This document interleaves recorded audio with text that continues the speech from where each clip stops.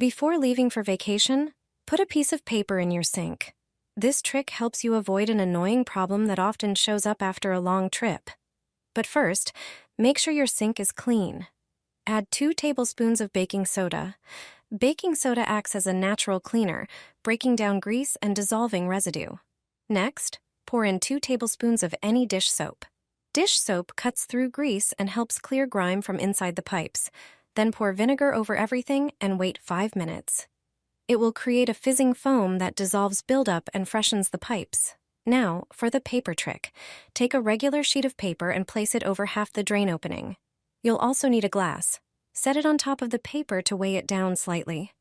This clever method prevents the water in the trap from evaporating too quickly, keeping it sealed. That way, the pipe under your sink won't turn into a source of bad smells. Even after 2 weeks away, your home will smell just as fresh as always. It's a simple solution that doesn't require special products or much effort.